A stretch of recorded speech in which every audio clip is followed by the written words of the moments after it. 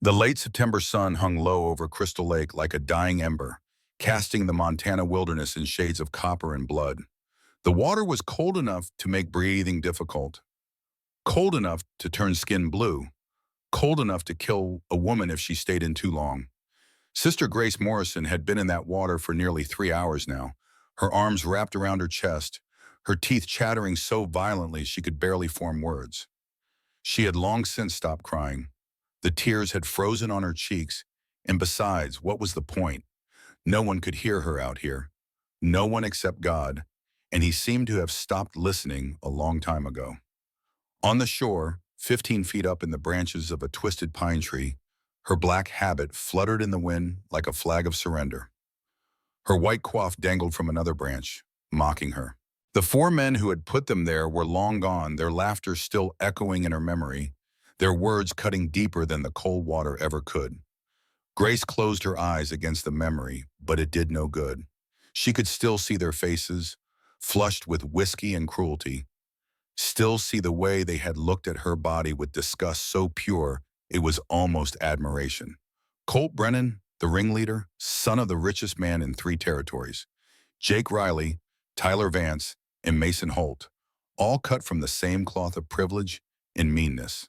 They had found her bathing in this hidden lake, the one place she thought she could be alone, the one place she thought she could let her guard down.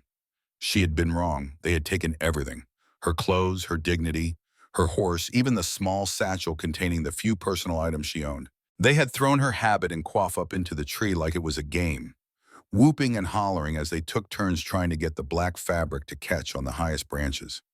And then Colt had leaned down from his saddle, his handsome face twisted into something ugly, and said the words that made Grace's blood turn colder than the lake water ever could.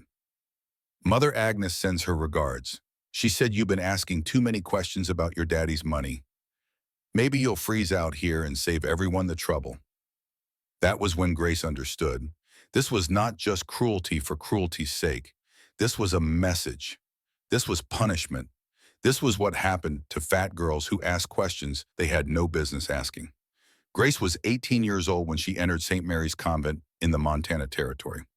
She was 29 now. She had spent 11 years believing she was nothing, believing she was a burden, believing that her body was evidence of sin, and her very existence was an embarrassment to God. Mother Superior Agnes Hartwell had made sure of that. Every morning, Grace woke to the sound of Mother Agnes's voice during meditation, reminding the sisters that gluttony was a deadly sin. Every meal was eaten under watchful eyes. Every extra pound was noted and commented upon. Grace had tried, Lord, how she had tried, to make herself smaller, to eat less, to be less. But her body refused to cooperate. At 340 pounds, she was the largest woman in the convent by 100 pounds, and Mother Agnes never let her forget it. God does not accept gluttons as his brides, Mother Agnes had said when Grace asked about taking her final vows 5 years ago. You are a postulant, Sister Grace, and you will remain one until you learn discipline. 5 years Grace had been a postulant. 5 years of being almost but not quite a real nun. 5 years of being told she was too fat to be holy, and now she was going to die in this lake because she had made the mistake of asking about her father's will. The thought came to Grace suddenly, quietly, like a whisper from somewhere deep inside her soul. She could just let go. She could stop treading water, stop fighting the cold, stop trying to be something the world clearly did not want her to be. She could slip under the surface and let the lake take her, and maybe, just maybe, God would accept her in death, since he had not seemed to want her in life. Grace took a breath, preparing to do exactly that, when she heard it. Hoofbeats. Heavy, steady, purposeful.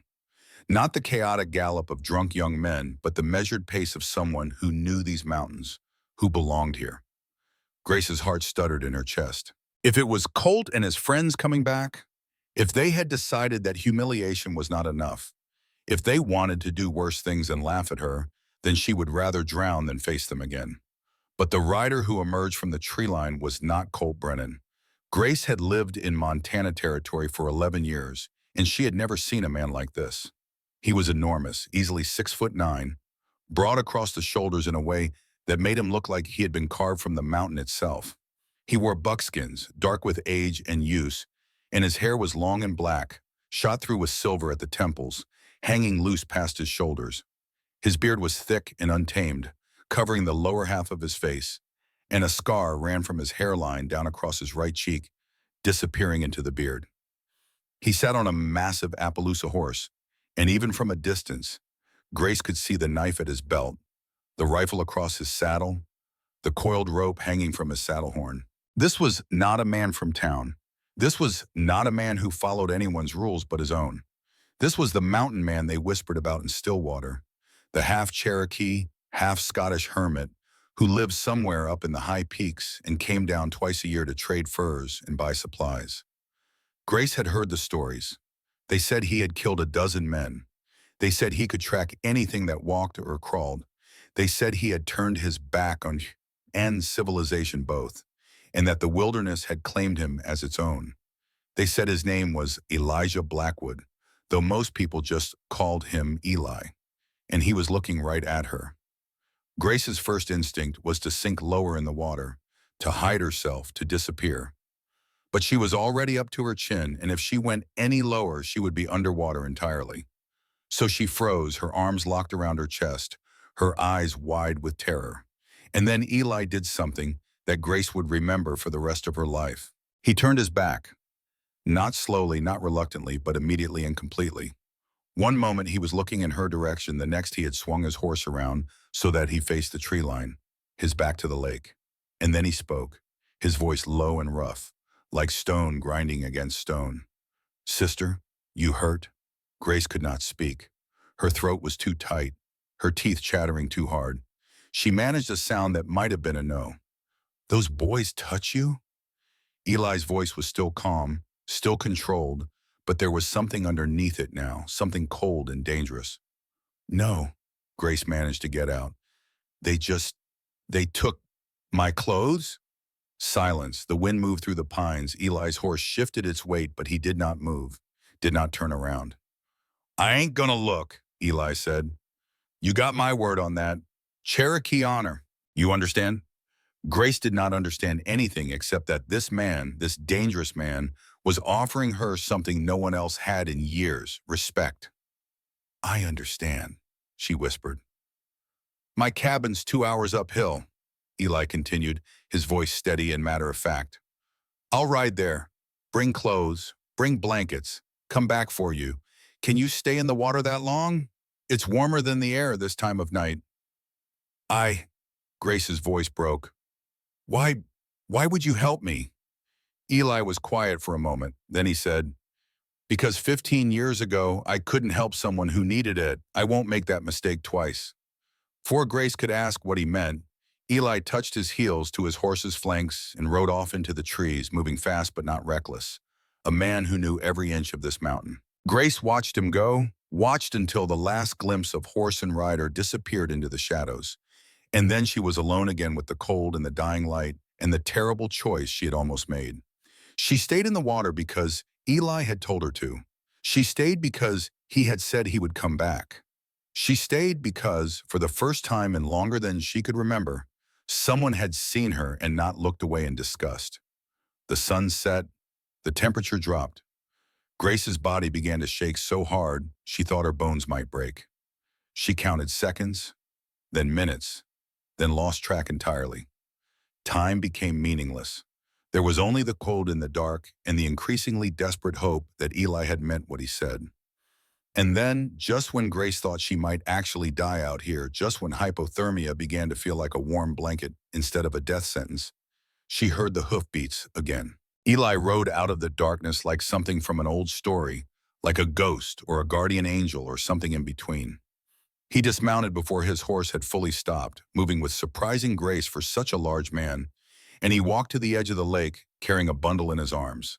He set it down on a flat rock, then walked backward, counting his steps out loud, until he was a full 40 paces away. Then he sat down on the ground, his back to the lake, and called out, "There's clothes on the rock, sister. Men's clothes, but they're clean and warm. Take your time. I ain't going nowhere, and I ain't looking." Grace's hands were so numb she could barely feel them. It took 3 tries to pull herself out of the water, and when she finally managed it, she collapsed on the rocky shore, gasping, her entire body convulsing with shivers. For a moment, she could not move, could not do anything except lie there and try to remember how to breathe. But Eli's voice cut through the haze. "Sister, you gotta move. You gotta get those clothes on. You hear me?" Grace heard him. She crawled to the rock, each movement in agony, and found the bundle he had left. A flannel shirt, so large it could have fit 3 of her. Wool pants with a rope belt, thick socks, moccasins that looked handmade, and a heavy coat made of bear fur, lined with something soft. She had never worn men's clothing in her life. The vow of modesty she had taken, even as an unofficial postulant, forbade it. But modesty seemed like a luxury she could not afford right now. So Grace pulled on the clothes with shaking hands, rolling up the sleeves and pant legs, cinching the belt as tight as it would go.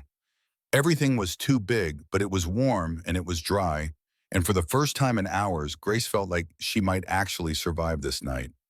"I'm dressed," she called out, her voice hoarse. Eli stood and turned around. He looked at her for a long moment, his face unreadable in the moonlight, and then he walked toward her. Grace tensed, every instinct screaming at her to run, to hide, to protect herself.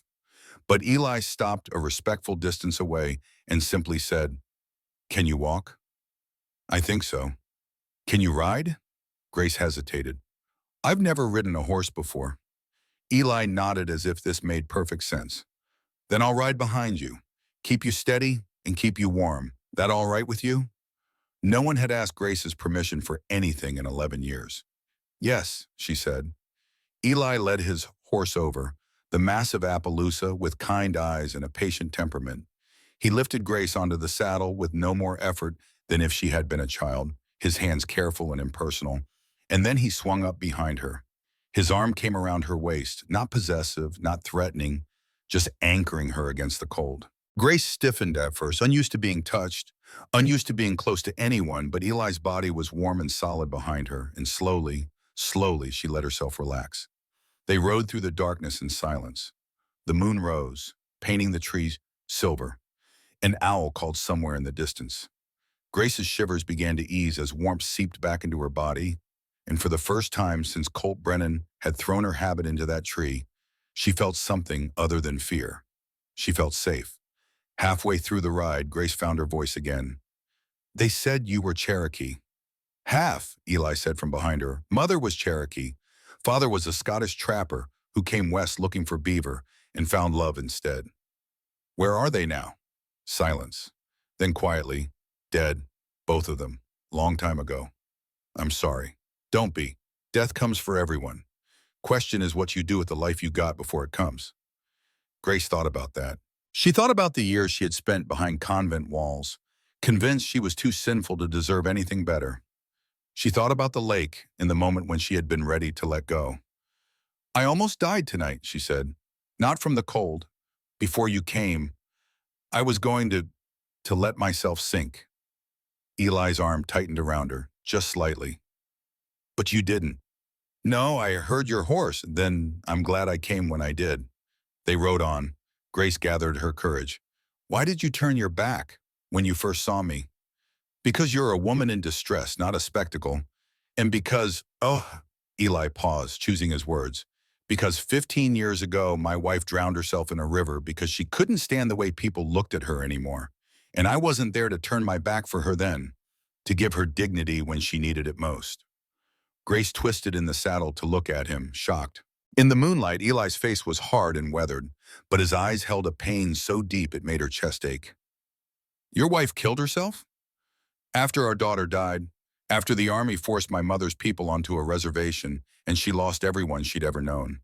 After this town, this whole damn territory, ground her down until there was nothing left but shame. Yeah, she killed herself.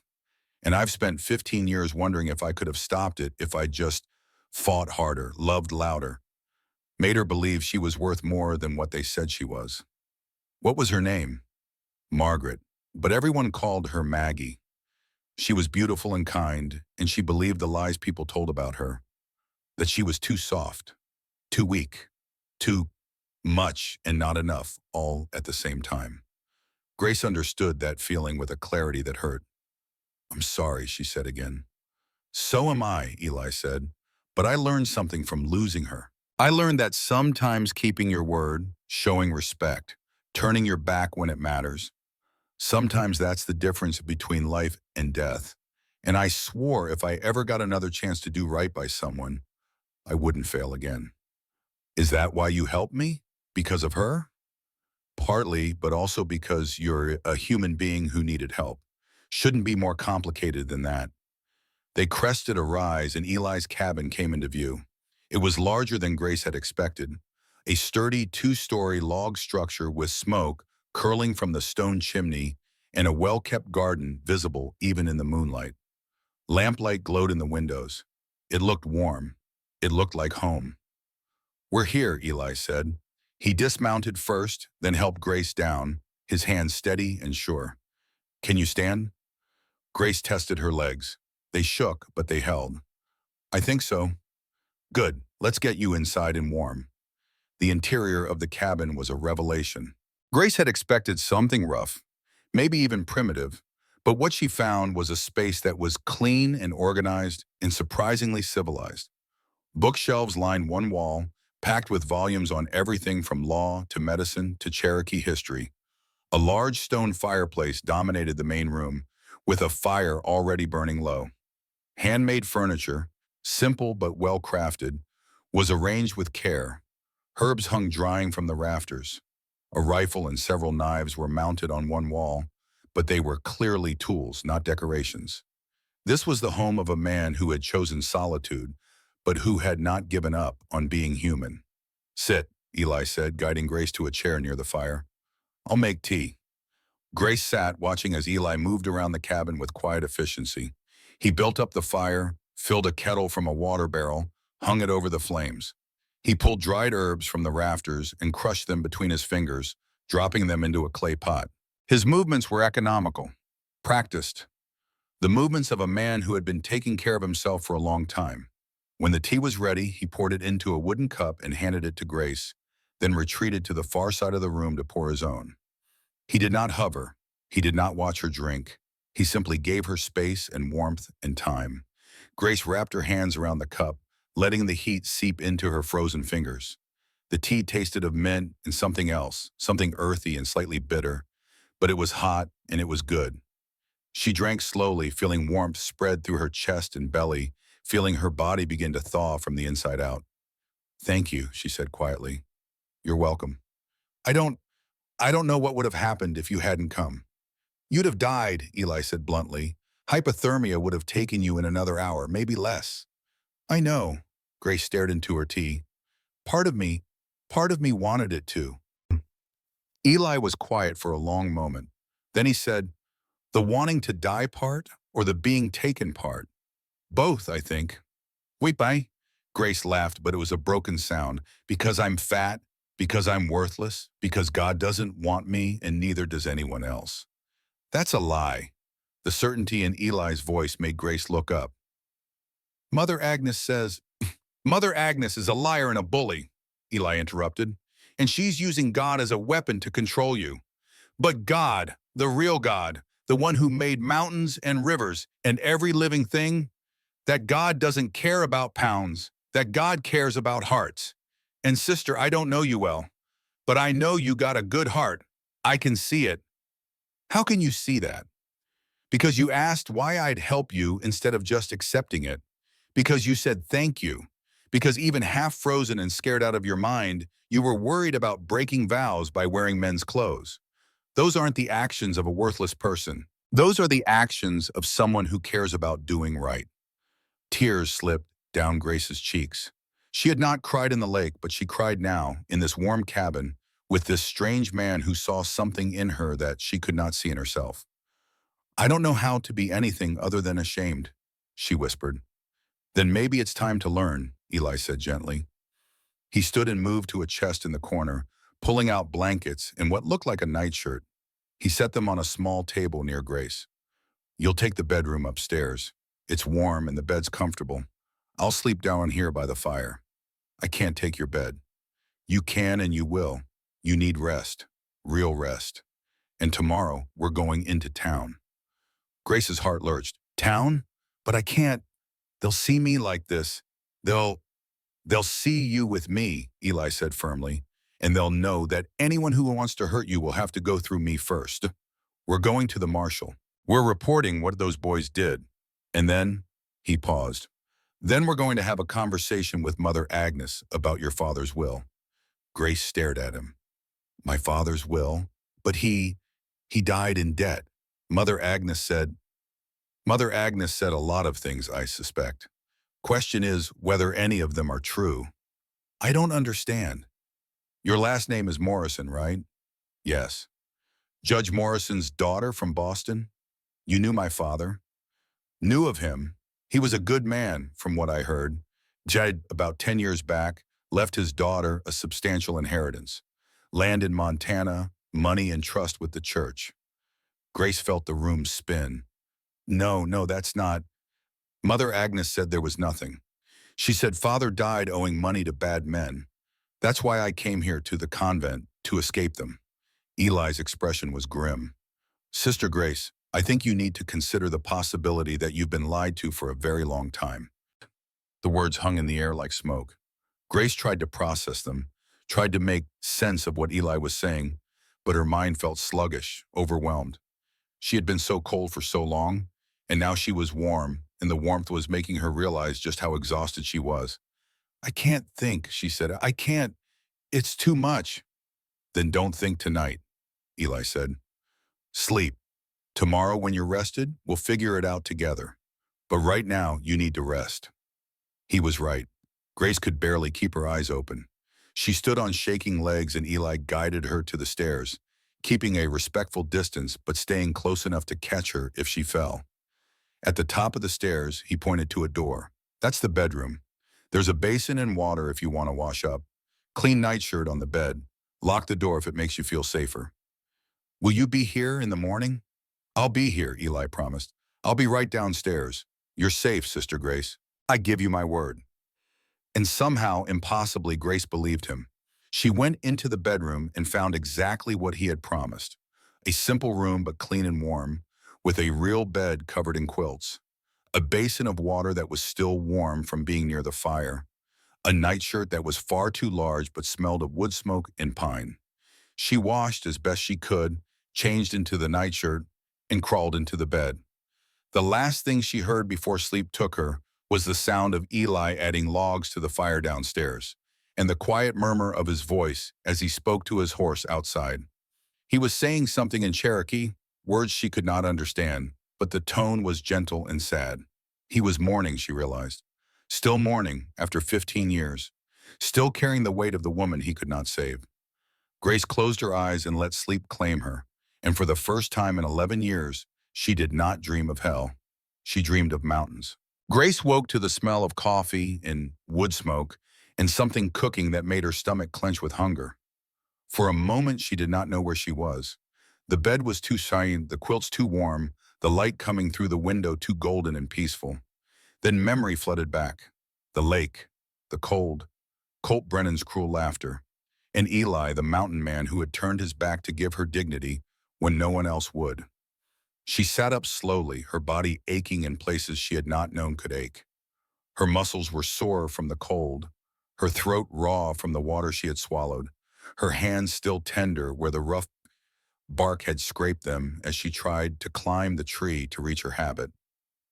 But she was alive. Against all odds and despite her own despair, she was alive.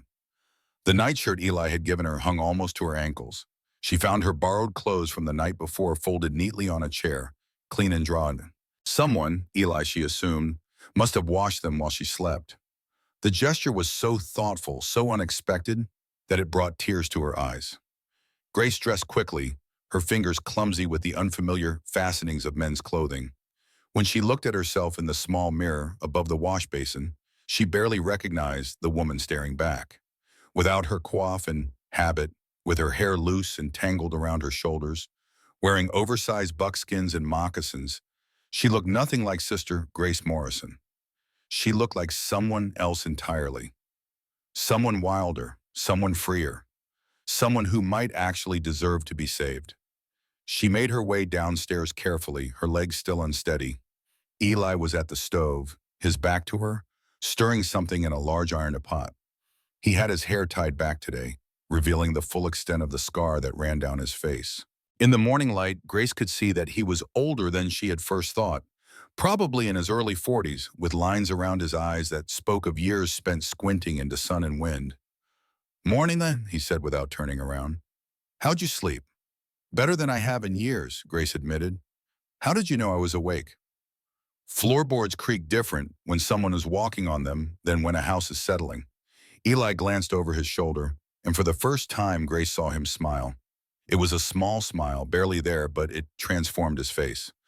"Also, you breathe different when you're nervous. You breathing nervous right now, sister?"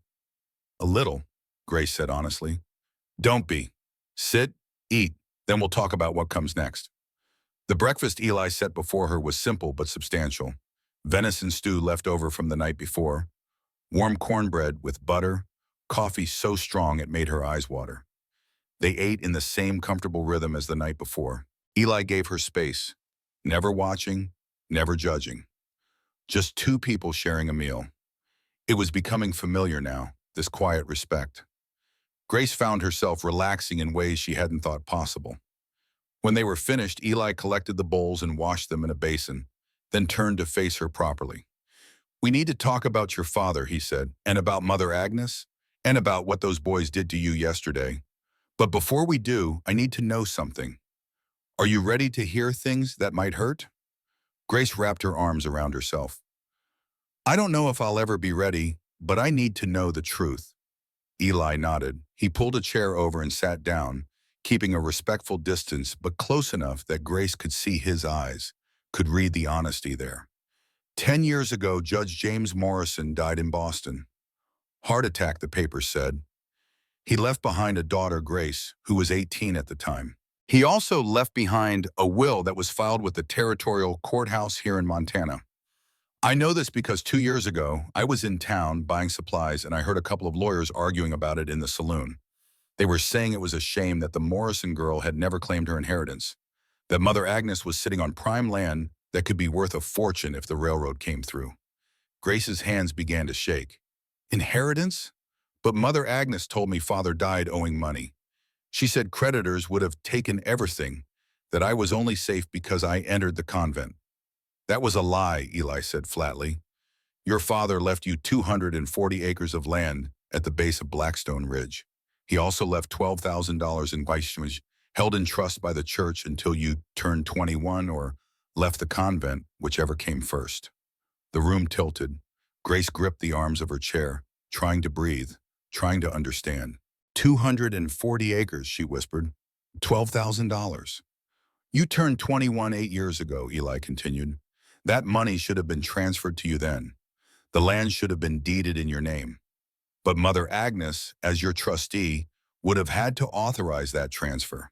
And from what I heard in that saloon, she never did. She stole from me. Grace's voice was hollow. For 8 years, she's been stealing from me. More than that, Eli said grimly, she's been lying to you, controlling you, using your guilt and your faith and your fear to keep you trapped. Because as long as you thought you had nothing, as long as you believed you were worthless and dependent on her charity, you'd never ask questions. You'd never leave. And she could keep that land and that money for herself. Grace thought of all the times Mother Agnes had denied her request to take final vows. All the times she had been told she was too gluttonous, too undisciplined, too fat to be a true bride of Christ. She had thought it was about holiness, about her unworthiness in the eyes of God. But it had never been about God at all. It had been about money. The land at Blackstone Ridge, Grace said slowly, her mind starting to work through the implications. Where exactly is it? About 5 miles west of here, up in the foothills. Good timberland, freshwater springs, and a plateau that's perfect for building. But more than that, it's right in the path of where the Northern Pacific Railroad wants to lay track. If that railroad comes through, and all signs say it will within the next 2 years, that land will be worth 10 times what it is now, maybe more. And Mother Agnes knows this. Everyone knows it. The railroads have been surveying through here for months. Your land, Grace, it's not just valuable. It's the key piece. The railroad needs it for the route to make sense. Without it, they'd have to go 20 miles north through rough country, add months to the construction, millions to the cost. Whoever owns that land has leverage. Real leverage. Grace felt something shifting inside her. Something hard and cold settling where fear and shame had lived for so long.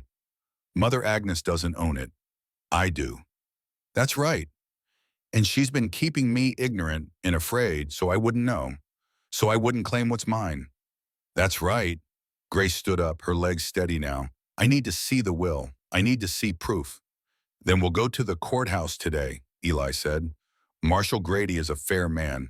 He'll make sure you get access to those records. But first, we need to report what happened to you yesterday. Assault, theft, attempted murder. Those boys can't get away with what they did. Mother Agnes will say I'm lying, Grace said. She'll say I'm unstable, that my weight has affected my mind. She said it before. Ika then will prove she's wrong, Eli said. He stood and walked to a cabinet, pulling out a leather satchel. From inside, he drew out a piece of torn black fabric. I found this snagged on a branch near the lake. It's from your habit, isn't it? Grace reached out with trembling fingers and touched the fabric.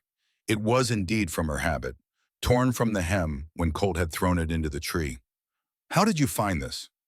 I went back last night after you fell asleep, tracked the whole scene, found horse tracks, found where they built a fire and drank, found the exact tree where they threw your clothes. I can show the marshal all of it, and I can identify the horses. Colt Brennan rides a distinctive Palomino with a white blaze. Jake Riley's horse has a crooked shoe on the left front hoof. I can prove they were there. You did all that for me? Grace felt tears burning behind her eyes. Wait so. Because it's the right thing to do, Eli said simply. And because nobody else was going to do it. He paused, then added more quietly, and because when my wife needed someone to fight for her, I didn't do it. I let the town grind her down. Let the whispers and the cruelty break her piece by piece. I told myself I was being civilized, that I should let her handle it her way, that eventually people would see her worth, but they didn't, and she died thinking she wasn't worth fighting for. I won't make that mistake again. Grace looked at this man, this stranger who had become her unexpected champion, and felt something crack open in her chest. Not love, not yet, but the beginning of something that might become trust. Tell me about her, Grace said. About your wife, if it's not too painful. Eli was quiet for a long moment, staring into the fire. When he spoke, his voice was rough with old grief. My mother's name was Morning Star.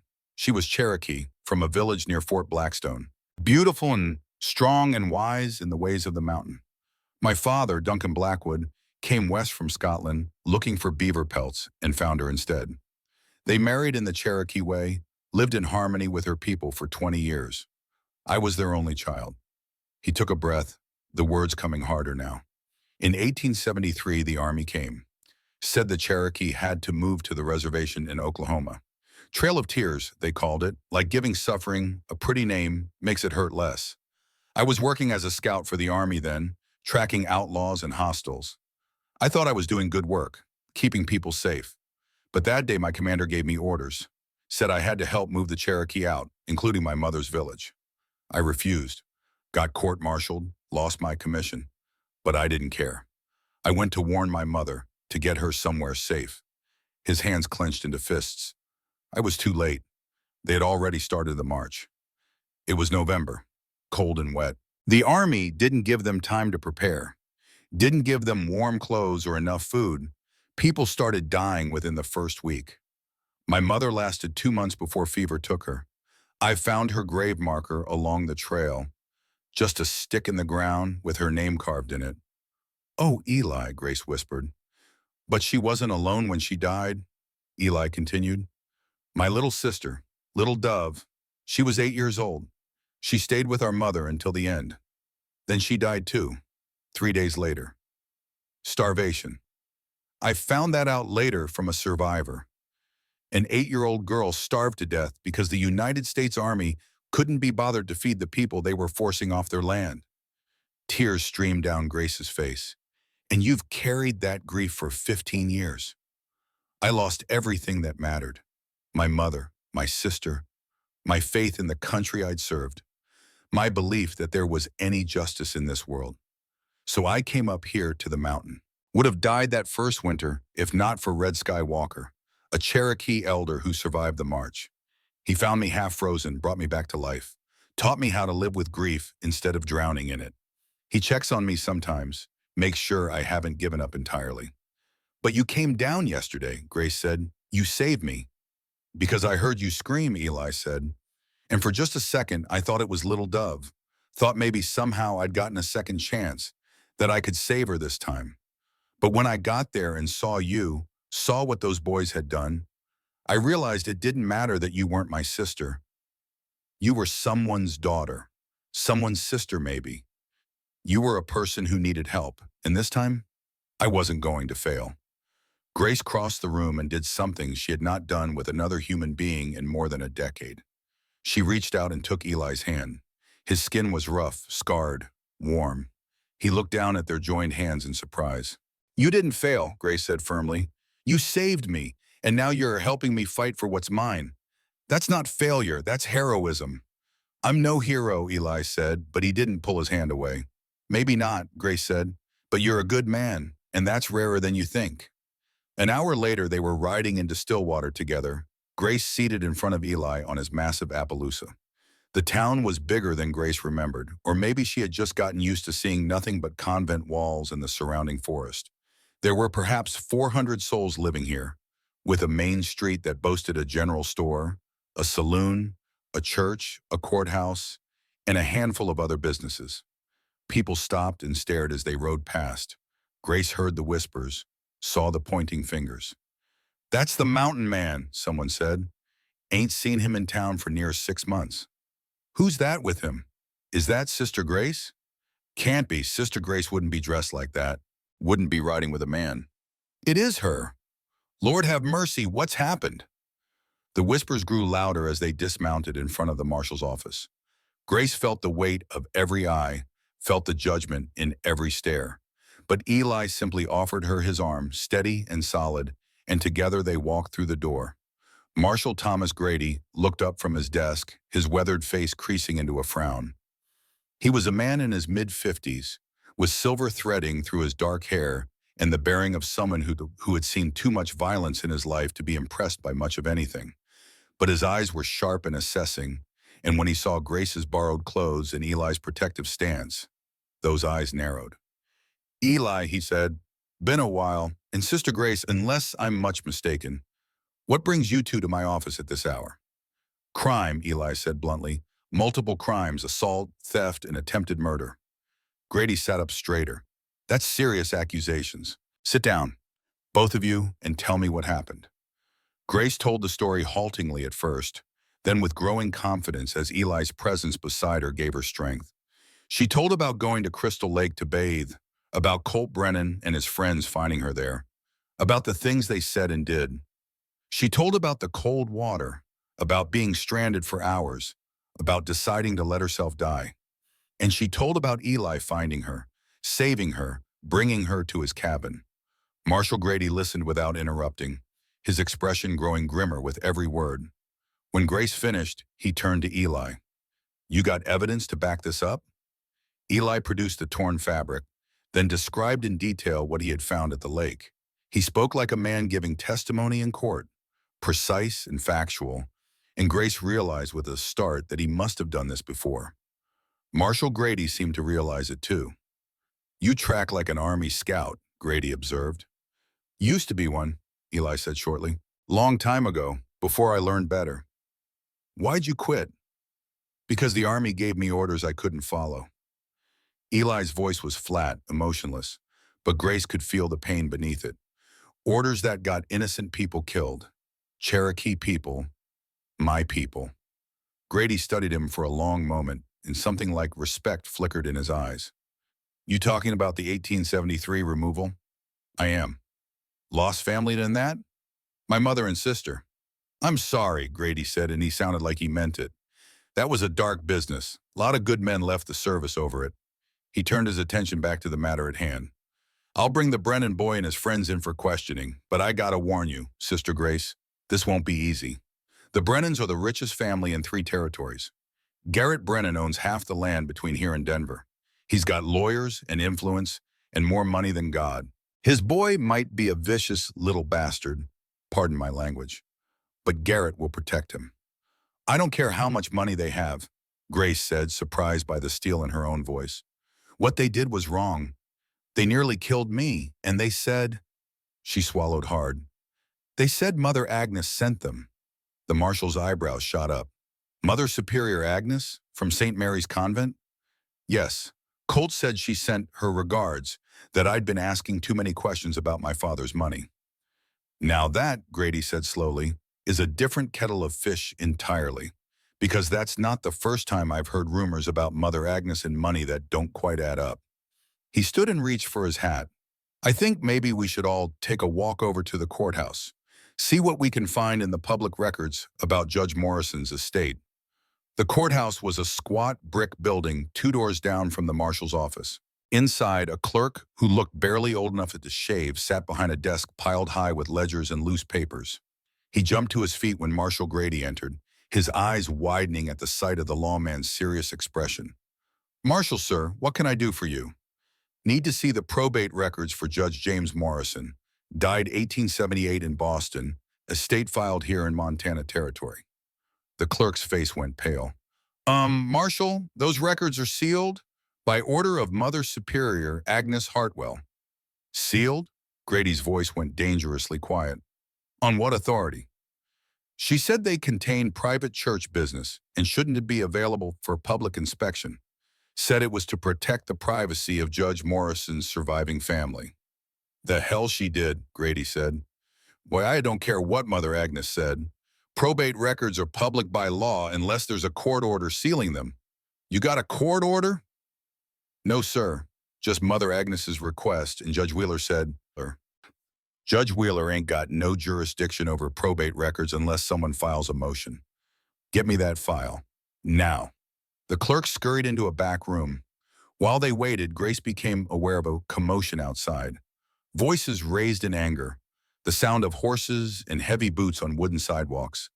Then the door burst open and Mother Agnes herself swept in, her black habit swirling around her like storm clouds. Behind her came Deacon William Thatcher, tall and thin and cold-eyed, his face pale and pinched with what looked like perpetual disapproval. Marshal Grady, Mother Agnes said, her voice sharp enough to cut glass. What is the meaning of this? I received word that you were demanding sealed church documents. You have no right to interfere in church business. Not demanding, Mother Agnes, requesting public records that never should have been sealed in the first place. Those records contain sensitive information about one of our sisters. They are protected by religious privilege and the sanctity of the confessional. That sister is standing right here, Grady said, gesturing to Grace, and she has every right to see her own father's will. Ain't no confessional privilege that supersedes a person's right to their own property records. Mother Agnes's gaze swung to Grace, and in that moment, Grace saw something in the older woman's eyes that she had never seen before. Not disappointment or stern correction, but fear. Raw, desperate fear. Grace, Mother Agnes said, her voice dropping into a tone of false sweetness that made Grace's skin crawl. My dear child, what are you doing here? And why are you dressed in that inappropriate and scandalous manner? Have you taken leave of your senses? I'm here to learn the truth, Grace said. Her voice shook, but she kept her chin up, kept her eyes locked on the woman who had controlled her for 11 years. About my father, about the inheritance you stole from me. Stole? Mother Agnes gasped, pressing a hand to her chest in theatrical shock. How dare you accuse me of theft? I have devoted years to your care, taken you in when you had nothing, fed and clothed, and educated you out of the goodness of my heart and the charity of the church. You told me I had nothing, Grace interrupted, and the strength in her own voice surprised her. You told me my father died in debt, that creditors would have taken everything, that I was only safe because I entered the convent. But that was a lie, wasn't it? Your father did die in debt, Mother Agnes snapped, her sweet tone evaporating. The inheritance barely covered his obligations. The land is worthless scrub, the money long gone to creditors. Then you shouldn't have any objection to showing us the probate records, Marshal Grady said mildly. Should be simple enough to prove your story if it's true. The clerk emerged from the back room carrying a dusty leather folder tied with faded ribbon. Found it, Marshal. Morrison Estate, filed June 1878. He set it on the counter with a thump that sent dust motes dancing in the sunlight, streaming through the window. Grady untied the ribbon and opened the folder. Grace moved closer, Eli a solid presence at her back, his hand resting lightly on her shoulder. Together they read the document that would change everything. Last Will and Testament of James Arthur Morrison. It began in formal legal language. Being of sound mind and body, I hereby bequeath to my beloved daughter, Grace Elizabeth Morrison, the following assets: 240 acres of land at Blackstone Ridge, Montana Territory, surveyed and deeded in her name, said land comprising timber, water rights, and mineral rights in perpetuity. $12,000 in United States currency to be held in trust by the Church of St. Mary until such as Grace reaches her majority at age 21 or voluntarily departs from religious life, whichever comes first. Trustee of said funds to be Mother Superior Agnes Hartwell, with the understanding that said funds are to be transferred to Grace immediately upon her 21st birthday, and that said trustee has no authority to use said funds for any purpose other than Grace's direct benefit. The words blurred in front of Grace's eyes. She had to read them twice, 3 times before they made sense, before the full weight of the betrayal settled into her bones. I was 21 8 years ago, she whispered. Yes, Marshal Grady said grimly. You were. And I never received any transfer of funds. I didn't even know the money existed. I didn't know about the land. No, Grady agreed, you didn't. He turned to Mother Agnes, whose face had gone from pale to ashen, a sickly gray color that made her look suddenly old and frail. Mother Superior, you want to explain to me why you never transferred these funds to Miss Morrison on her 21st birthday, as the will clearly states you were required to do? There were expenses, Mother Agnes stammered, her composure cracking. The orphanage needed repairs. The roof was leaking. The children needed food and clothing and medicine. I used the funds for God's work, as any good steward would. Every penny went to feed hungry children and keep them warm. Surely you cannot fault me for that. That ain't your decision to make, Grady said, his voice hard. Those funds were held in trust for a specific person with specific terms. Using them for any other purpose, no matter how noble sounding, is theft. Plain and simple. I disagree with your interpretation, Marshal, Deacon Thatcher spoke for the first time, his voice smooth and cold as river ice. The church has broad discretion in managing trust funds when those funds are held for religious purposes. Mother Agnes acted well within her authority as both trustee and spiritual guardian of Miss Morrison. And who might you be? Grady asked, though his tone suggested he already knew. Deacon William Thatcher, spiritual advisor to St. Mary's Convent and surrounding parishes. Any relation to Garrett Brennan? A pause so brief Grace almost missed it, but it was there, a flicker of something in Thatcher's cold eyes. He's my brother, yes, though I fail to see how that's relevant to this matter. That so? Grady's expression was unreadable, the face of a man who had played poker with better liars than this. So the brother of the richest man in the territory, the man who's been trying to buy up every piece of land within 50 miles for his railroad investments, just happens to be the spiritual advisor to the woman who's been sitting on $250,000 worth of land that belongs to someone else. Land that his brother desperately wants. That strike, anyone else, is mighty convenient. The silence that followed was thick enough to choke on. Grace looked from Mother Agnes to Deacon Thatcher and saw the truth written on both their faces, clear as scripture. This had never been about God or salvation or even cruelty for cruelty's sake. This had always been about money, about land, about power and greed dressed up in holy robes. The land at Blackstone Ridge, Grace said slowly, working it out as she spoke, her mind finally free to think clearly without the constant weight of shame and self-doubt. The railroad wants to come through there, doesn't it? The Northern Pacific line that everyone's been talking about. And Garrett Brennan wants to buy it from me, but he can't, because I don't even know I own it. So he and Mother Agnes made a deal. She keeps me ignorant and afraid, maybe even keeps me thinking I'm too fat and sinful to deserve anything good. And in exchange, when the railroad finally comes through and the land value skyrockets, Mother Agnes sells it to Garrett Brennan at a fraction of its worth, Eli finished, his voice carrying an edge of disgust. Then they split the profit. Church gets a new wing on the orphanage, Brennan gets his railroad right of way, and Grace stays none the wiser, thinking she's a worthless burden living on charity. That's slander, Thatcher said sharply. You have no proof of any such arrangement. Don't need proof of intent when the crime itself is clear, Grady said. Mother Agnes violated the terms of the trust. That's theft, regardless of what her plans were for the money. Very good, child, Deacon Thatcher said to Grace, and there was nothing warm in his smile, nothing holy. You're smarter than we gave you credit for. Sharper than your mother ever was. My mother? Grace frowned, confused by the sudden change of subject. My mother died when I was 6 years old. Not your birth mother, your stepmother, Patricia Morrison, formerly Patricia Kemp, before she married your father in 1875. The world tilted sideways. Grace grabbed the edge of the counter to steady herself. I don't have a stepmother. My father never remarried after my mother died. He told me that himself many times.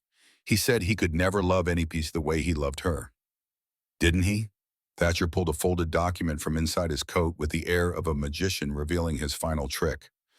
I have here a marriage certificate, dated March 1875, between James Morrison of Boston and Patricia Kemp of New York. Witnessed and sealed, 3 years before his death. That's impossible, Grace said. But even as she spoke, doubt crept in. Her father had traveled frequently for his work. There had been months at a time when she barely saw him. Could he have had a whole other life she knew nothing about? I would have known. Father would have told me. He wouldn't have kept something like that secret. Wouldn't he? Thatcher's smile grew wider, crueler. Your father kept many secrets, it seems, including the existence of a second daughter, a child from his second marriage, a girl named Sarah, half-sister to you, Miss Morrison, 11 years old when your father died, which would make her, let me see, 21 now. Almost the same age you were when you should have received your inheritance. Grace's knees buckled. Only Eli's quick reflexes kept her from hitting the floor. His arm came around her waist, strong and sure, holding her up when she could not hold herself. I have a sister? Her voice was barely a whisper, raw with shock and disbelief. A half-sister? Had, Thatcher corrected, and there was something almost gleeful in his precision. Patricia brought the girl to us 2 years after your father died, said the child was wild and unmanageable, needed the firm hand of the church to civilize her. We took her in as an act of Christian charity. Sarah Morrison lived at St. Mary's for 3 years before we were able to place her in a good position. What kind of position? Eli asked, his voice deadly quiet. A textile mill in Philadelphia. Good, honest work. Character building. Far better than she would have had living on the streets. You sent an 11-year-old girl to work in a factory? Grace could barely form the words. An 11-year-old child? We provided opportunities for children who had none, Mother Agnes said, but her voice wavered, lacking its usual authority. It's not our fault if some could not handle the rigors of honest labor. How many? Grace asked. She pulled away from Eli, standing on her own now, fury burning away her shock and steadying her shaking legs. How many children have you sent away? How many have you sold? We don't sell children, Mother Agnes snapped, her mask of benevolence finally cracking completely. We place them in positions where they can be useful members of society instead of being burdens on charity and the goodwill of others. We give them skills, teach them the value of work, make them productive instead of parasitic.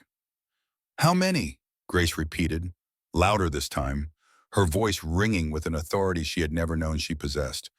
Mother Agnes's face hardened into something ugly, All pretense of kindness gone. 17 children over the past 10 years, and they should all be grateful for the opportunities we gave them. Ungrateful as most of them were. The marshal's hand moved to the gun at his hip. Mother Agnes Hartwell, Deacon William Thatcher, I'm placing you both under arrest for fraud, embezzlement, in trafficking, in human persons. You have the right to. You can't arrest us, Thatcher interrupted, drawing himself up to his full height. We're ordained members of the clergy.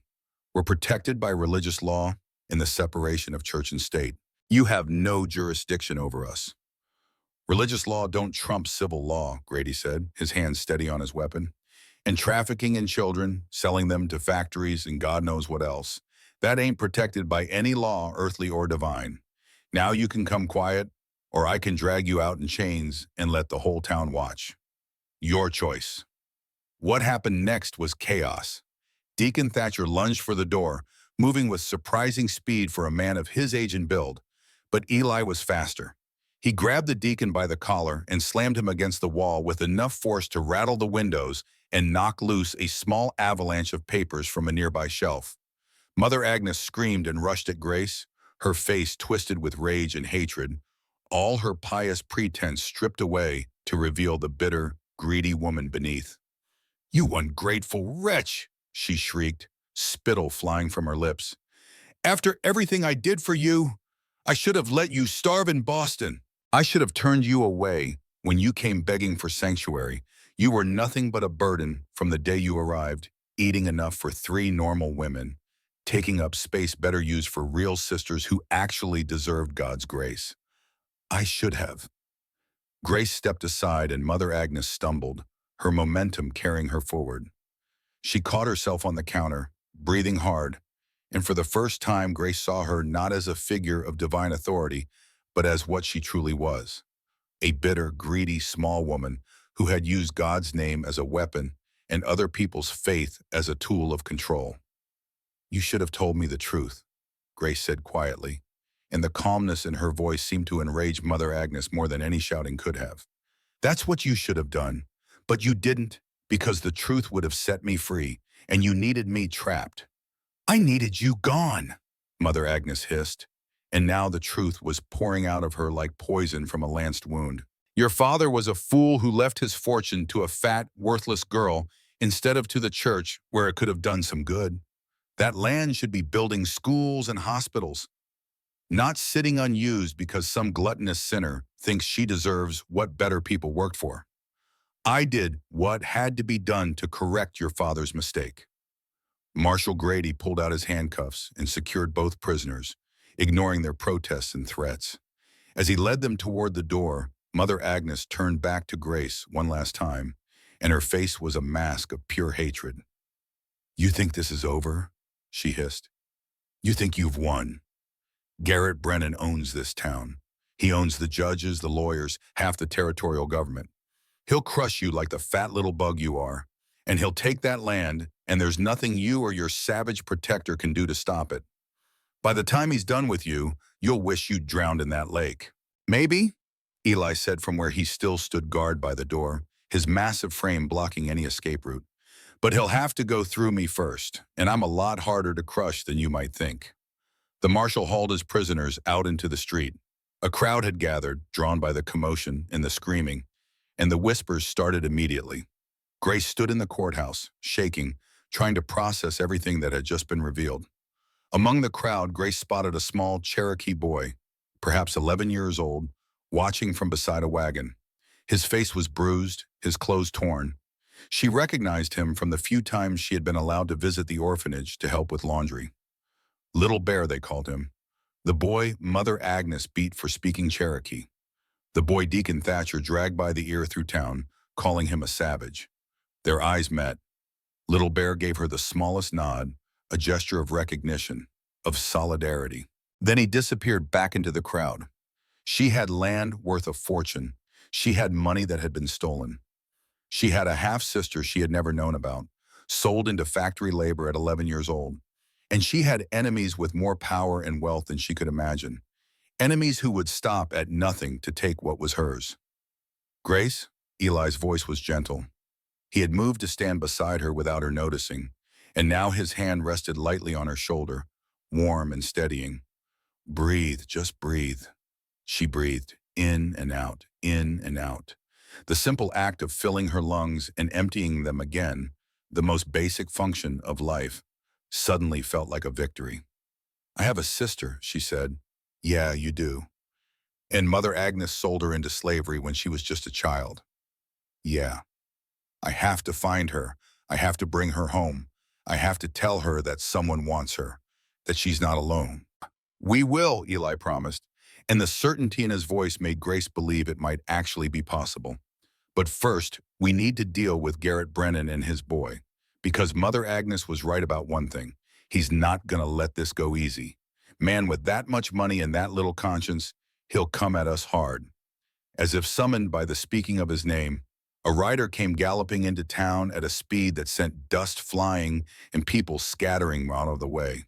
He pulled up in front of the courthouse and dismounted in a hurry, his horse lathered and blowing, foam dripping from its bit. Grace recognized him as one of Garrett Brennan's ranch hands, a young man named Tommy or Timmy or something like that. Marshal, he shouted, his voice cracking with urgency. Marshal Grady, you need to come quick. There's been an attack at St. Mary's. Someone set fire to the orphanage. Grace's heart stopped. The children. 23 children lived in that building. Children as young as 5. Children who depended on the adults around them for protection. Children who had already lost so much. The children, she gasped. Oh God, the children are still there. She was running before anyone could stop her, out the door and down the street toward where she knew St. Mary's stood on the eastern edge of town. Behind her, she heard Eli shouting her name, heard the marshal calling for help in organizing men to fight the fire, but she did not stop. Could not stop, because 23 children were in that building, and if they died because of her, because she had dared to stand up to Mother Agnes and claim what was rightfully hers, she would never forgive herself, would never be able to live with that guilt. She ran faster than she had ever run in her life, her borrowed boots pounding the dirt street, her lungs burning, her heavy body moving with desperate purpose. She rounded the corner past the general store and saw it. Black smoke rising against the clear morning sky, flames visible through the windows of the orphanage building. And standing in front of the burning structure, herding children away from the flames, was a small figure that Grace recognized even at a distance. Little Bear, the Cherokee boy she had tried so hard to protect. He was carrying a child in his arms, a little girl no more than 6, and tears streaked through the soot on his face. Grace reached him just as he set the little girl down with the others. Little Bear, are they all out? Is everyone safe? The boy looked up at her, and the grief in his eyes told her everything before he spoke. Sister Mary Catherine, he said, his voice breaking. She went back inside for the baby. She hasn't come out. Grace looked at the burning building, at the flames now engulfing the eastern wing, at the smoke pouring from every window.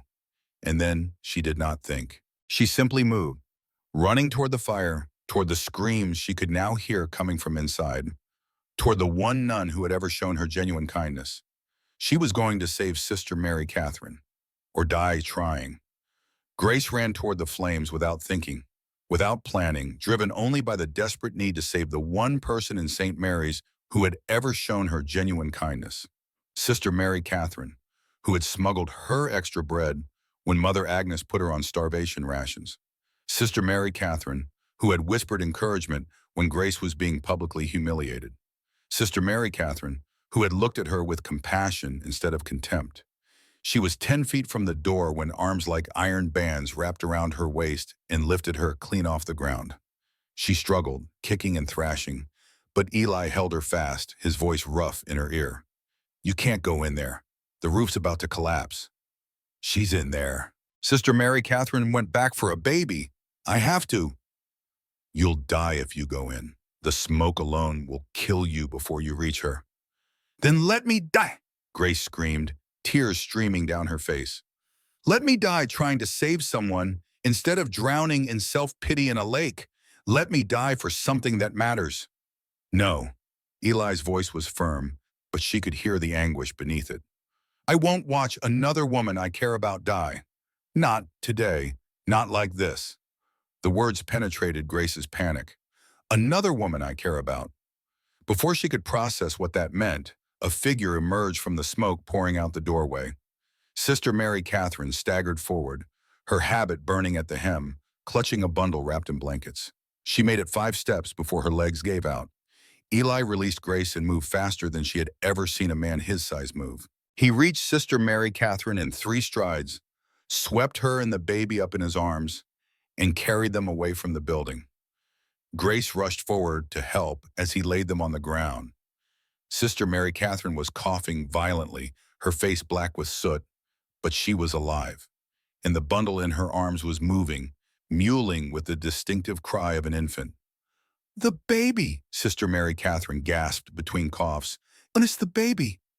"Alive," Grace said, carefully unwrapping the blankets to reveal a tiny girl, perhaps 3 months old, red-faced from crying, but apparently unharmed. "She's alive. You saved her." "Sarah's child," Sister Mary Catherine whispered, then dissolved into another fit of coughing. Grace froze. "What did you say?" "Sarah Morrison's daughter, born 6 months ago in Philadelphia. Mother Agnes had the baby brought here 2 months back. Said the mother had died in childbirth.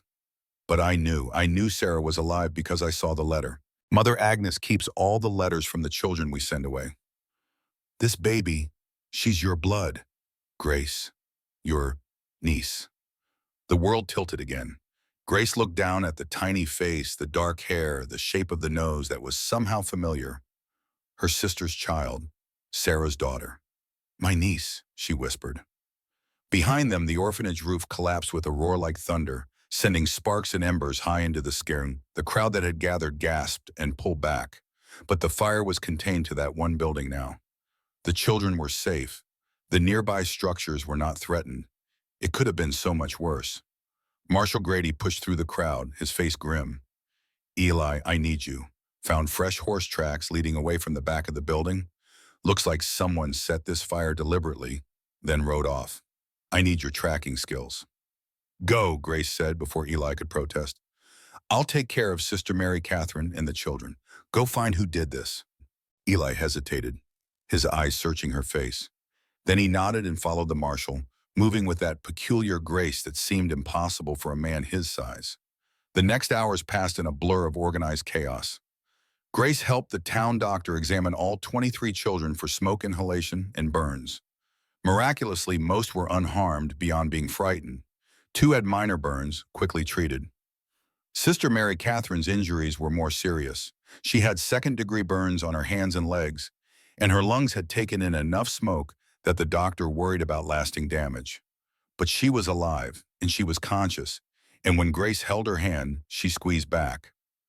"Thank you for telling me about Sarah," Grace said quietly, once the doctor had moved on to examine another child. "About her daughter." "I should have told you years ago," Sister Mary Catherine said, her voice hoarse and weak. "I knew what Mother Agnes was doing was wrong. I knew about the money, about the children being sold. But I was afraid of losing my position, afraid of being cast out with nowhere to go. I'm ashamed of my cowardice." "You went into a burning building to save a baby," Grace said. "That's not cowardice, that's courage." "Better late than never, I suppose." The older nun managed a weak smile. "Grace, there's something else you need to know. The letters Mother Agnes kept, they're in a locked box in her office. 3rd desk drawer, hidden under a false bottom.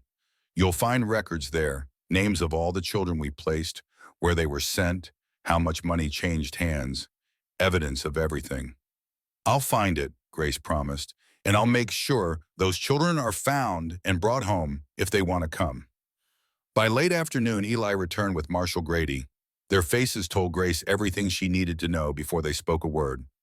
"Colt Brennan," Grady said wearily.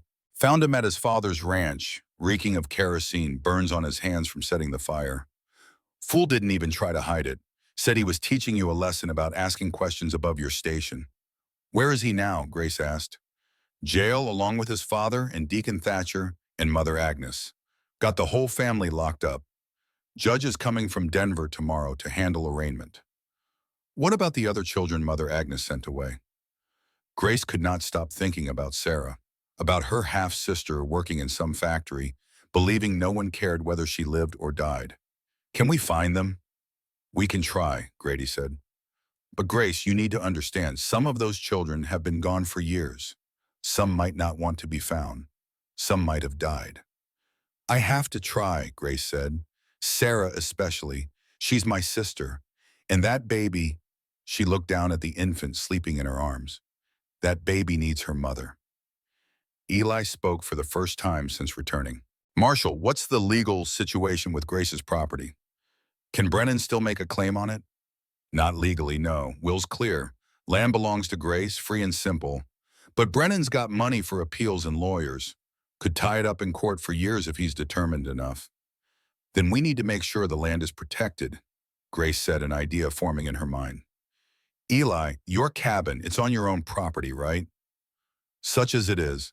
40 acres I homesteaded 15 years back. Not much, but it's mine. Where is it exactly? About a mile north of your land. Well, Grace looked at Marshall Grady.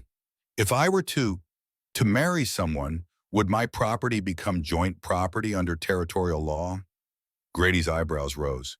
Generally speaking, yes. Both spouses would have claim to property acquired before or during the marriage. Why do you ask? Grace took a deep breath and turned to Eli. Her heart was pounding, but her voice was steady. Because I want to propose a partnership. A marriage of convenience, if you're willing. Your land and mine together would be enough to negotiate with the railroad directly. We'd have leverage, protection, and Brennan couldn't claim I'm an incompetent woman who needs a guardian if I have a husband. Eli stared at her for a long moment. Grace, you don't have to. I know I don't have to, but I want to. You saved my life. You've stood by me when no one else would. You've shown me more respect and kindness in 2 days than I received in 11 years at that convent. I'm not asking for a real marriage, just a legal partnership. Unless, she faltered, suddenly uncertain, unless you don't want to be tied to someone like me. Someone like you, Eli repeated slowly. You mean someone brave and smart and strong enough to run into a burning building? Someone who stands up to corrupt authorities and fights for children who can't fight for themselves? Yeah, Grace. I'd be honored to be tied to someone like you. The words hung in the air between them, heavy with meaning neither of them was quite ready to name. There's a preacher over at the Baptist church, Marshall Grady said, a smile playing at the corners of his mouth. I could fetch him if you're serious about this. I'm serious, Grace said. So am I, Eli agreed. They were married an hour later in the marshal's office, with Marshall Grady and the town doctor as witnesses. The preacher, a young man named Reverend Mills, kept glancing nervously at Eli's knives and guns, but he performed the ceremony without protest. Grace wore her borrowed buckskins. Eli wore the same clothes he had been wearing since she met him. There were no flowers, no music, no celebration. But when Eli took her hand and said, I do, his grip was warm and steady. And when Grace repeated the words back to him, she meant them more than she had ever meant anything in her life. I now pronounce you man and wife, Reverend Mills said. You may kiss the bride. Eli looked at Grace, a question in his eyes. She nodded, just slightly. He leaned down, mindful of their height difference, and kissed her forehead, gentle and reverent. It was not a passionate kiss. It was something better. It was a promise. Well, Marshall Grady said, that ought to complicate Garrett Brennan's legal strategy considerably. He had no idea how right he was. The news spread through Stillwater like wildfire. The fat postulant nun had married the mountain man. Some people were scandalized. Some were intrigued. Some whispered that it was all a scheme to steal land from the church. But no one could deny that it was legal. And more importantly, no one could deny that Eli Blackwood was not a man to be trifled with. That night, Grace and Eli returned to his cabin with Little Bear and the baby. Sister Mary Catherine was staying in town under the doctor's care. The other children from the orphanage had been distributed among various families, willing to take them in temporarily. It was not ideal, but it was better than leaving them in the burned-out husk of St. Mary's. At the cabin, Eli started a fire while Grace tried to figure out how to care for an infant. She had no experience with babies. The child needed milk, but there was no wet nurse nearby. Little Bear, surprisingly, proved helpful. Cherokee women make a feeding tube from deer hide, he said. I've seen it. We can use goat's milk if we have a goat. I have a goat, Eli said. She's stubborn and mean, but she gives good milk. Between the three of them, they managed to fashion a feeding system that worked. The baby, who they learned from Sister Mary Catherine's records was named Hope, drank eagerly and then fell asleep in Grace's arms. Grace sat by the fire, rocking the tiny body, marveling at the weight of this new responsibility. You're good with her, Eli observed from where he sat mending a piece of harness leather. I'm terrified, Grace admitted. I don't know what I'm doing. None of us do when we start, but you're trying. That's what matters. Little Bear had already fallen asleep on a pile of blankets near the fire, exhausted from the day's trauma. Grace looked around the cabin, at this space that was now somehow her home, and felt overwhelmed by how much her life had changed in just 2 days. Eli, she said quietly, about this marriage. I meant what I said about it being a partnership. I don't expect, that is, I won't ask you to. Grace, Eli set down his work and looked at her. I know what you're trying to say, and I appreciate the consideration. This cabin has 2 rooms upstairs. You and the baby can have one. Little Bear and I will share the other. We'll work together, but I won't pressure you for anything more than that. You have my word. Or relief in something that might have been disappointment warred in Grace's chest. Thank you. That said, Eli continued, I want you to know something. This might have started as a marriage of convenience, but I meant my vows. You're my wife now, and I protect what's mine. I'm not property, Grace said, but there was no heat in it. No, you're not. You're a partner, an equal. But that doesn't change the fact that anyone who tries to hurt you will have to go through me first. Grace felt tears prick her eyes. Why are you so kind to me? Because you deserve kindness, Eli said simply. Because you're worth protecting. And because, he hesitated, then continued, because I haven't felt this alive in 15 years. Since I lost my family, you've reminded me what it means to have something to fight for. Before Grace could respond, a sound from outside made Eli tense. He was on his feet in an instant, rifle in hand, moving to the window. Grace held Hope closer, her heart pounding. Someone's coming, Eli said quietly. Multiple riders, stay here. He slipped out the door before Grace could protest. She heard voices outside, low and tense. Then Eli returned, and behind him came Marshal Grady and another man Grace did not recognize.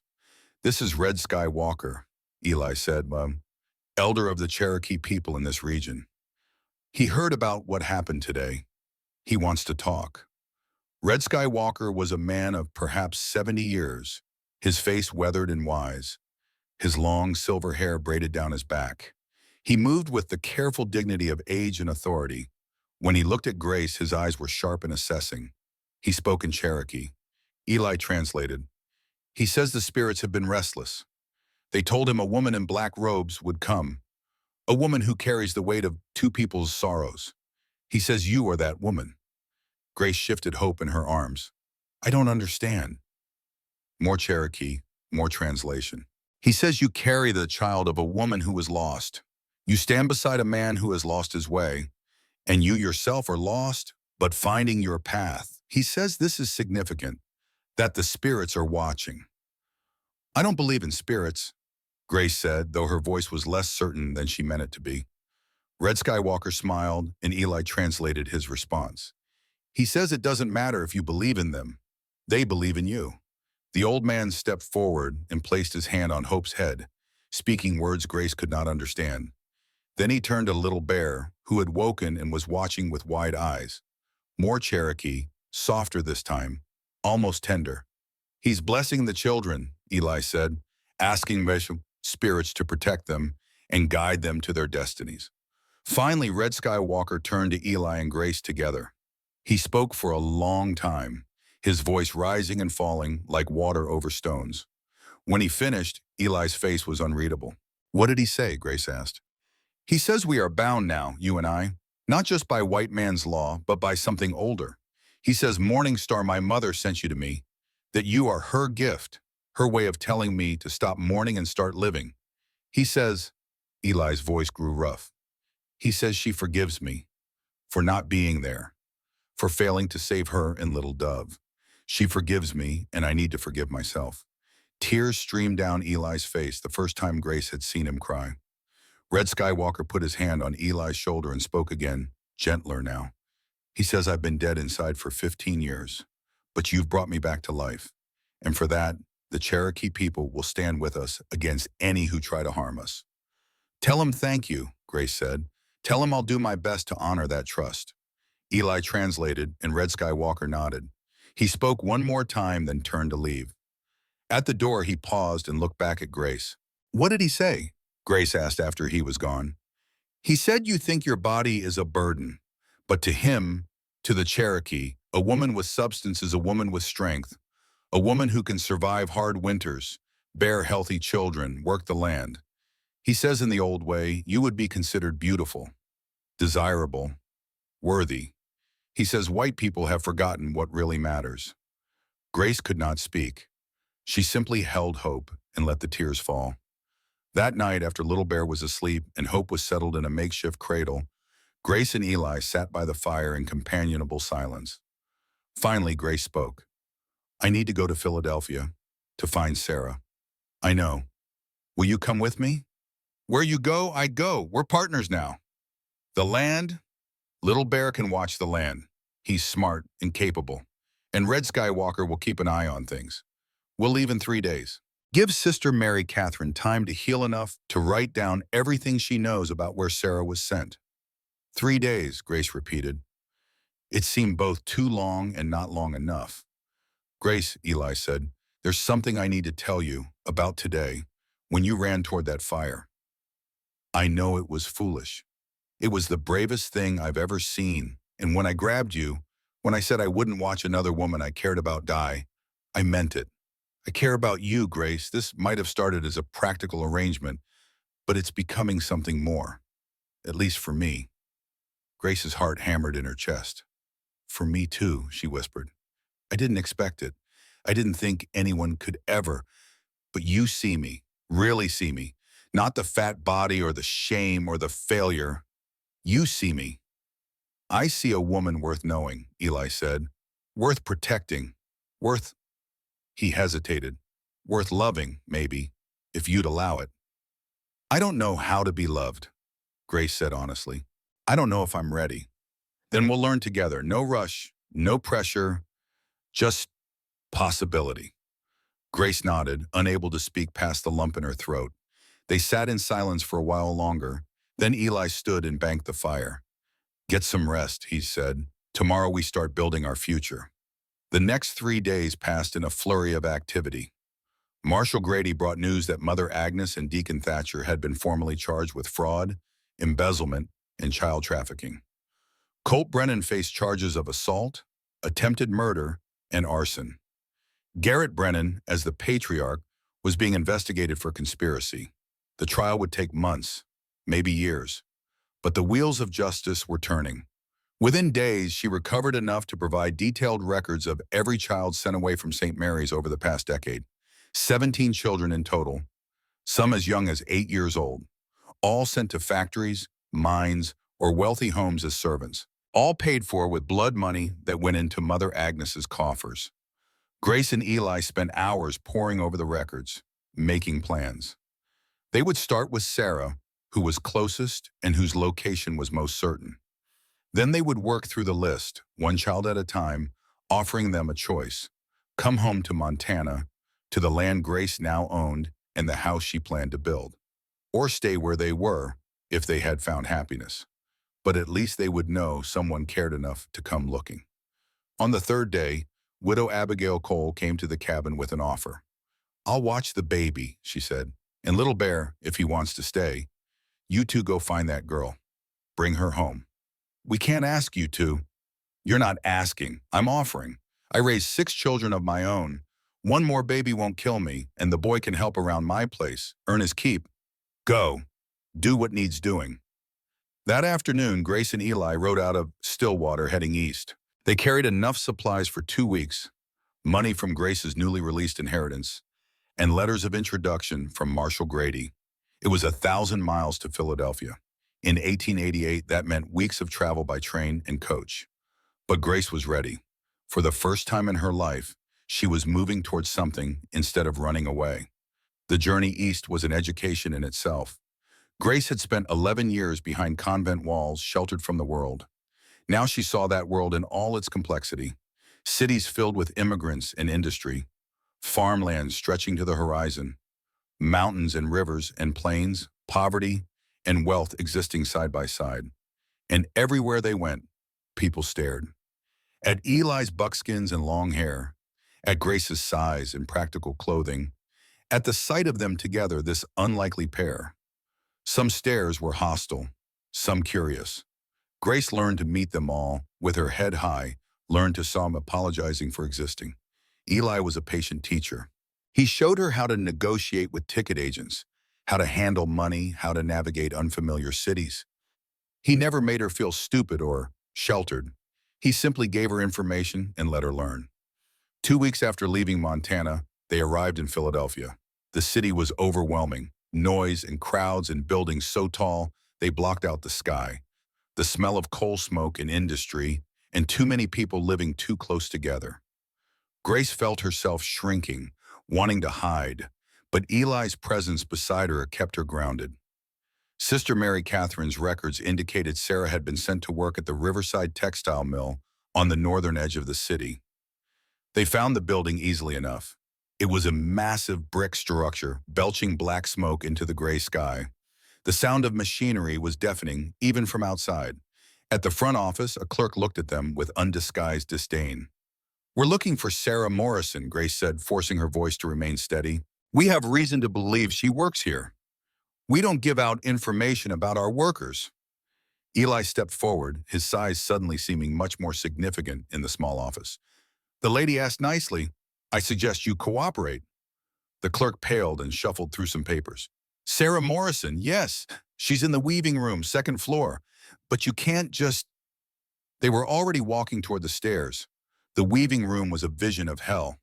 200 looms operated by women and children, the noise so loud Grace could barely think. The air was thick with cotton dust that made her lungs burn. The workers looked like ghosts, pale and thin, their clothes worn, their faces blank with exhaustion. Grace scanned the room, looking for a face she had never seen but might somehow recognize. And then she saw her, a young woman at a loom near the far wall. 21 years old, painfully thin, with dark hair and a face that looked hauntingly like their father's. She had his nose, his jawline, his eyes. Grace knew her instantly. "Sarah," she breathed. The woman looked up, startled by hearing her name in this place where workers were only numbers. Her eyes widened when she saw Grace approaching, widened further when she saw Eli behind her. "Sarah Morrison?" Grace had to shout to be heard over the machinery. "Who's asking?" The voice was hoarse, damaged by years of breathing cotton dust. "My name is Grace, Grace Morrison. I'm your sister." Sarah's face went blank with shock. "I don't have a sister. My family is dead." "No," Grace said, tears streaming down her face. "No, they're not. I'm here. I came to find you. I came to bring you home." "I don't have a home." "You do now. Please, Sarah. Come outside where we can talk. Please." Sarah looked at her loom, at the work she would be punished for leaving, at the foreman watching from across the room. Then she looked back at Grace, at this impossible sister who had appeared like a ghost from a past she had tried to forget. "You are really my sister?" "I am. I swear it. Our father was James Morrison. He died when you were 11. Mother Agnes took you from your mother, Patricia, and sold you to this place. But I didn't know. I swear to you, I didn't know you existed until 3 days ago. But now I do, and I'm here, and I want you to come home." Sarah stood slowly.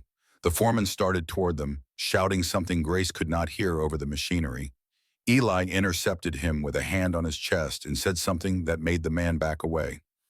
Outside in the marginally cleaner air, Sarah leaned against the brick wall and stared at Grace. "You're really her, the daughter from Father's first marriage, the one Mother talked about. She said you abandoned us, said you didn't want a new family." "I didn't know about you," Grace repeated. "Mother Agnes lied. She lied to both of us.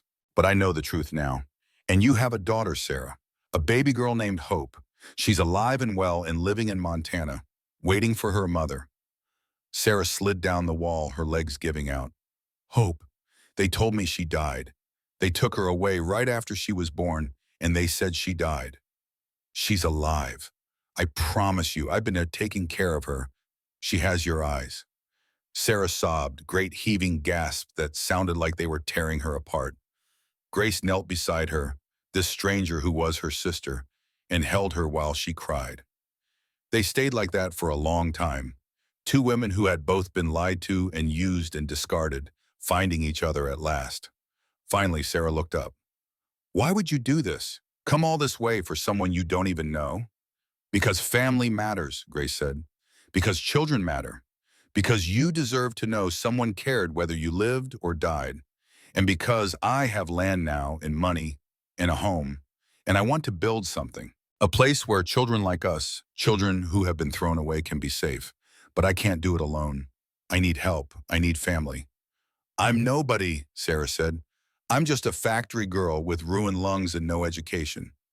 You're my sister, Grace said firmly. You're Hope's mother. You're somebody, and you're coming home with us. It took 3 more days to arrange Sarah's release from the factory. They had to pay off her debt for room and board, a debt that had been carefully calculated to keep her trapped forever. Grace paid it without hesitation. She also paid the debts of 5 other young women who Sarah said had been kind to her, giving them the choice to come to Montana or use the money to start fresh somewhere else. 2 of them chose Montana. Their names were Emma and Kate, both 16, both orphans who had been working in the factory for 4 years. They looked at Grace with disbelief when she explained what she was offering. A home, Emma said. A real home? Where we don't have to work 16 hours a day? A real home, Grace confirmed. You'll work, but fair work, helping build something instead of being ground down by machinery. And you'll be safe, I promise you that. The journey back to Montana took longer with 3 additional people, but it gave Grace time to know her sister. Sarah was quiet at first, broken by years of hardship, but slowly, day by day, she began to open up. She talked about their father, about memories Grace had never known. She talked about her mother, Patricia, who had been weak and fearful but not actively cruel.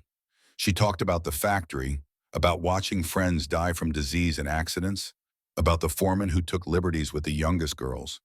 And she asked about Hope, about her daughter. Grace described every detail she could remember: the baby's tiny fingers, the way she squeaked when she was hungry, the dark hair that curled at the ends just like Sarah's. I thought she was dead, Sarah said one night as they camped under the stars. I thought I'd killed her by being born myself. That's what they told me, that I was so weak and sinful that my baby couldn't survive. They lied, Grace said, about everything. But that's over now. You're going to hold your daughter again. You're going to watch her grow up. You're going to have a future. When they finally arrived back in Stillwater 6 weeks after leaving, a crowd had gathered. News of their journey had spread. People wanted to see if it was true, if the fat ex-nun and the mountain man had really traveled across the country to rescue factory workers. Widow Abigail stood at the front of the crowd holding Hope. When Sarah saw her daughter, she made a sound that was half sob, half laugh, and ran forward on shaking legs. She took the baby in her arms, and Hope, who did not know her mother but sensed something important was happening, reached up and touched Sarah's face. "My baby," Sarah whispered. "My Hope." The crowd watched in silence. Even the most hardened skeptics found themselves moved by the reunion. That night in Eli's cabin that was somehow also Grace's cabin now, they all gathered around the fire. Sarah held Hope and would not let her go. Little Bear had grown in the 6 weeks they were gone, more confident and stronger. Emma and Kate looked around nervously, still not quite believing this was real. "Tomorrow," Grace said, "we start building. Not just a house, a home. Morrison House, we'll call it. Big enough for all of us and any other child who needs a safe place to land. We'll teach them to read and write. We'll teach them practical skills. We'll teach them that their worth doesn't depend on what they look like or how much they weigh or whether society thinks they're valuable. We'll teach them they matter." "That's a big dream," Eli said, but he was smiling. "I've spent 11 years dreaming small," Grace said. "Living small, being small or trying to be. I'm done with that. I'm dreaming big now." "Then we'll build big," Eli said. He looked around at the unlikely family they had assembled. All of us together. The next year passed in a blur of construction and growth. Grace and Eli used her inheritance to build Morrison House on her land, a two-story structure large enough to house 30 people comfortably. They hired builders from town, but they also did much of the work themselves, along with Little Bear and Sarah and anyone else who wanted to help. Word spread. More children came. Some were brought by Marshall Grady, orphans from across the territory. Some came on their own, runaways from abusive situations. Grace turned no one away. If they needed a home, Morrison House was there. She also began corresponding with the other children from Sister Mary Catherine's list. Some wrote back, some did not. 3 more eventually made the journey to Montana. Others sent word they were happy where they were, but grateful to know someone cared. The trial of Mother Agnes and the Brennans dragged on for months. Eventually, justice was served. Mother Agnes was sentenced to 15 years in prison. Deacon Thatcher received 20. Colt Brennan got 7 years for arson. Garrett Brennan, the patriarch, managed to avoid prison through expensive lawyers, but he was financially ruined by the legal fees and settlements. His empire crumbled. His name became synonymous with corruption. Grace watched it all from a distance, feeling neither triumph nor satisfaction, just sadness for all the wasted years, all the broken children, all the cruelty done in God's name. But she also felt hope, because Morrison House was thriving, because Sarah was healthy and happy, watching Hope take her first steps, because Little Bear had been reunited with distant Cherokee relatives and now moved between two worlds with confidence, because Emma and Kate had discovered they had talent for teaching and were helping younger children learn to read, and because Grace herself had changed in ways she never could have imagined. She no longer wore the habit. She dressed in practical skirts and boots, her hair braided simply. Her body was still large, probably always would be, but she had stopped seeing it as an enemy. It was strong. It could work all day, building and teaching and caring for children. It could lift heavy loads and dig in gardens and chop wood. It was her body, and it was enough. More than enough if Eli's eyes were to be believed. Their marriage had remained platonic for the first 6 months, both of them too busy and too uncertain to change the arrangement. But slowly, inevitably, things shifted. A brush of hands while working together, a shared smile across the dinner table, Eli's arm around her shoulders on a cold night, no longer just practical warmth, but something more. One evening in early spring, a year after they married, Grace found Eli on the porch of Morrison House, watching the sunset paint the mountains gold and purple. "Beautiful," he said as she joined him. "Yes," she agreed, not sure if he meant the view or something else. "Grace," Eli said, "I need to tell you something.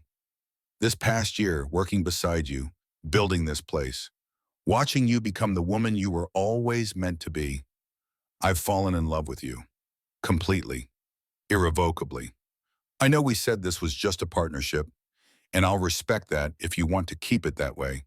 But I needed you to know, you're not just my wife on paper. You're the woman I love."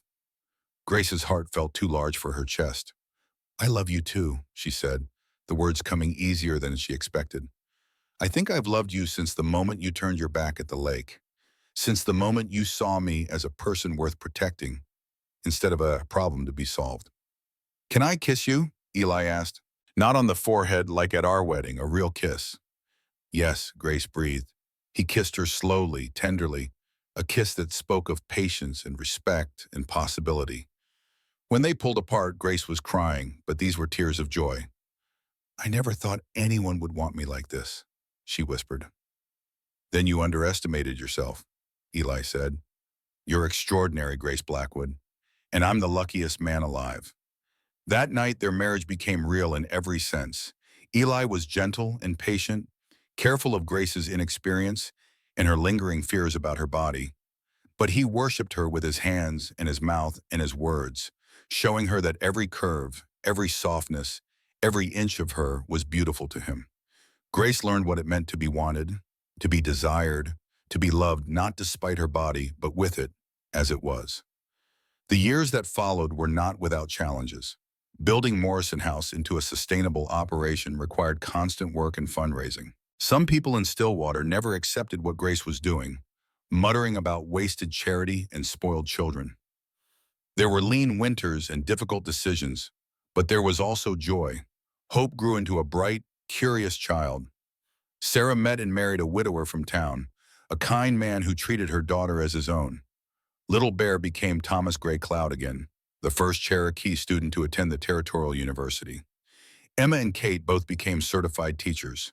The children who came to Morrison House learned and grew, and eventually left to build lives of their own. But they always knew they had a place to return to. Grace never lost the weight. She stopped trying. Instead, she focused on being healthy and strong and useful.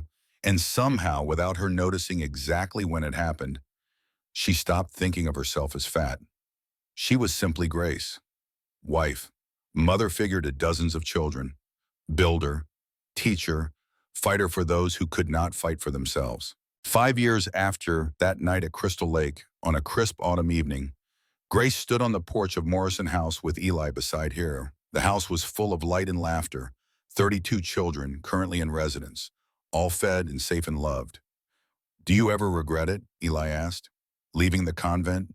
Walking away from the religious life?" Grace thought about it seriously. "I thought being a nun meant serving God. But what I learned is that serving God means serving people. These children are my calling. This work is my prayer. I'm more faithful now than I ever was in that habit." "Your father would be proud," Eli said. "I think he would be," Grace agreed. She looked down at her hands, calloused and strong from years of hard work. "I spent so long thinking I was worthless, that my body made me unlovable, that I was a burden God couldn't accept. But I was wrong. I was always worthy. I just needed to find people who could see it." "I saw it from the beginning," Eli said. "That first night at the lake, when you were certain you were dying and worthless and disgusting, I saw a woman fighting to survive. A woman brave enough to ask for help. A woman worth saving." "You did save me," Grace said. "But more than that, you taught me to save myself." They stood together in comfortable silence, watching the stars come out over the Montana mountains. In the distance, they could hear the sound of the Northern Pacific Railroad, which had finally come through 2 years ago. Grace had negotiated a fair price for the right-of-way across her land, money that now funded Morrison House's operations. Garrett Brennan had died penniless and forgotten. Mother Agnes had died in prison. Their schemes and cruelties had come to nothing, but Grace and Eli had built something that would last. "I love you," Grace said. "I love you too," Eli replied. "My goddess, my Grace." Inside Morrison House, children laughed and played. Sarah tucked Hope into bed with a lullaby. Emma and Kate planned the next day's lessons. Little Bear, home from university for the weekend, told stories of Cherokee legends to an audience of wide-eyed younger children. And Grace Blackwood, who had once believed she was too fat to be loved by God or man, stood in the home she had built and knew, with every fiber of her being, that she was exactly where she was meant to be, doing exactly what she was meant to do, loved exactly as she was. The end.